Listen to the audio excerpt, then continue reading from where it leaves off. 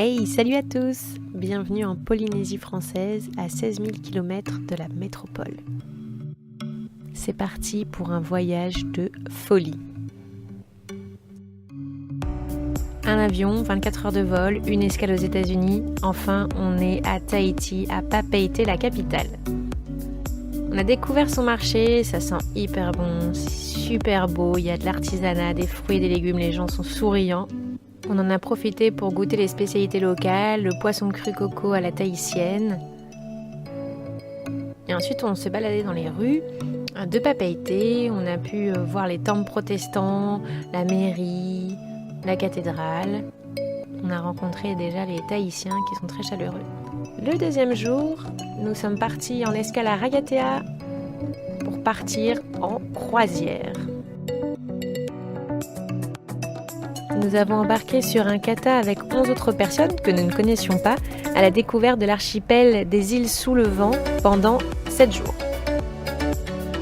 Nous avons navigué dans le lagon de Taha, à côté de Raiatea. Lui, c'est Wen, notre super skipper. Il nous a fait découvrir la culture polynésienne. C'était vraiment hyper enrichissant. Ensuite, on a fait notre première sortie snorkeling dans le lagon de Taha, sur un jardin de corail. Ce qui était fou, c'est qu'on avait un courant de folie. On se laissait dériver. On allait à une vitesse mais hallucinante. Regardez en bas à gauche de la vidéo pour avoir une idée. Le soir, c'était repos, lecture sur le pont au coucher de soleil. On ne s'est pas laissé démonter, hein. On avait le droit au petit cocktail tous les soirs ou à la fameuse bière Inano, la bière tahitienne, qui est très bonne.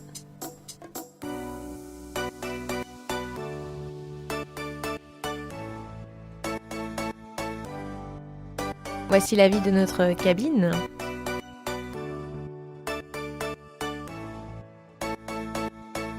Le troisième jour, cap sur Bora Bora.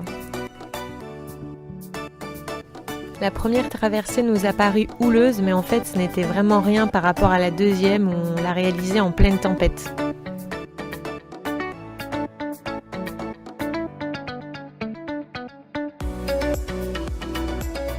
Bora Bora, la perle du Pacifique, est dénommée ainsi grâce à la beauté de son lagon avec un camailleux de bleu, mais vraiment formidable, on n'avait jamais vu ça auparavant. On croise une faune mais exceptionnelle, les dauphins par ici par exemple.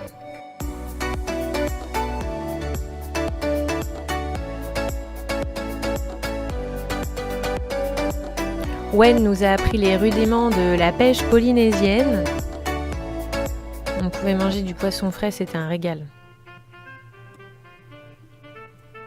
Nous avons pu découvrir les raies pastenagues, qui sont pas du tout farouches comme vous le voyez. Elles se déplacent en bande.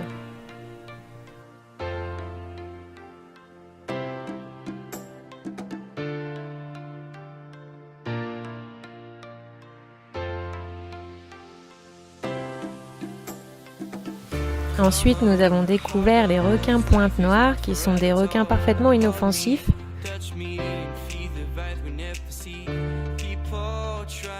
C'est hyper impressionnant, en fait, ils sont vraiment juste à côté de nous.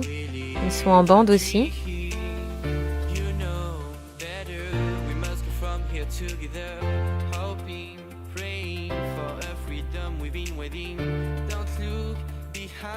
C'est gorgé de poissons, c'est impressionnant aussi. Et nous avons continué notre navigation dans le lagon de Bora. Nous avons encore profité du coucher de soleil. Meilleur moment de la journée, hein.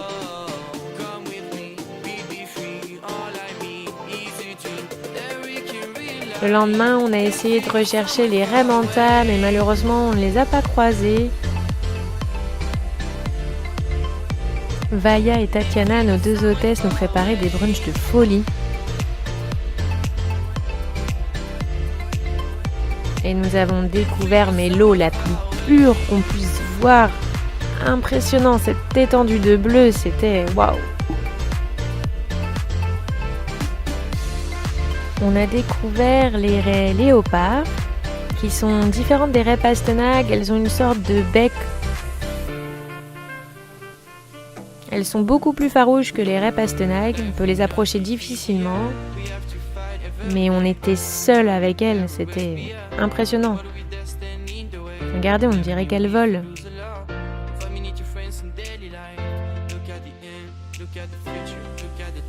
Ensuite, cap sur le Motu, c'est une sorte d'îlot inhabité. On a pu déguster un déjeuner polynésien. C'est fait de viande, de poisson grillé, de poisson cru coco, de pain coco, d'ananas. L'après-midi, c'était notre première plongée dans un canyon pour découvrir les bancs de raies léopards et les seiches tropicales. Plein d'anémones et de poissons tropicaux. Un concombre de mer. Et là, attention les yeux.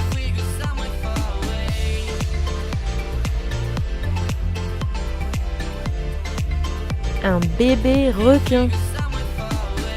Non, en vrai, c'est du plastique. Mais c'était drôle.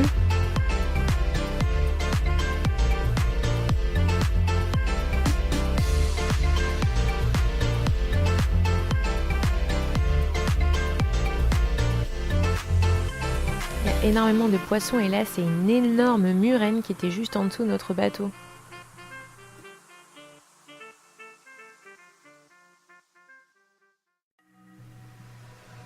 Nouveau jour, et aujourd'hui c'est entraînement de Va'a, les pirogues polynésiennes. Vaya, notre hôtesse, nous a fait découvrir le tamouré, la danse locale. C'est magnifique, c'est gracieux.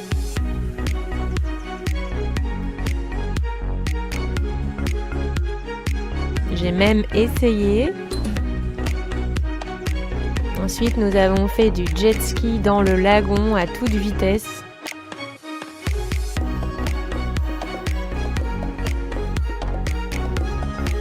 Oui, j'ai essayé de conduire.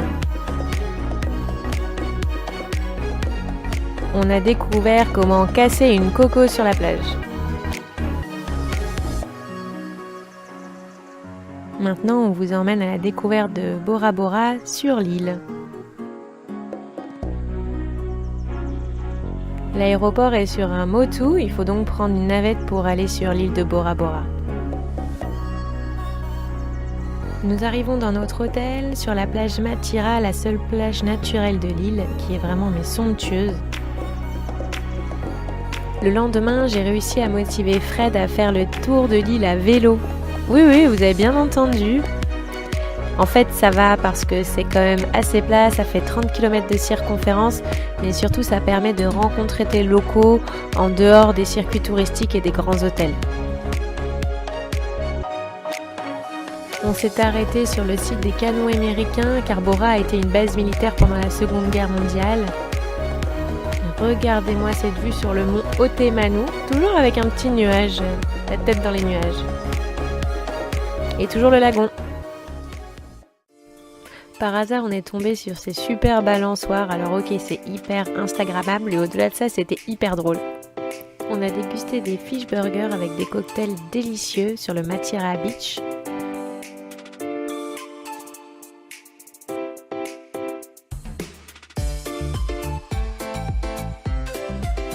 Et toujours le coucher de soleil depuis la chambre de notre hôtel sur la plage. Voilà, c'est fini pour Bora, mais la prochaine destination, c'est Raiatea. Alors suivez-nous, c'est reparti.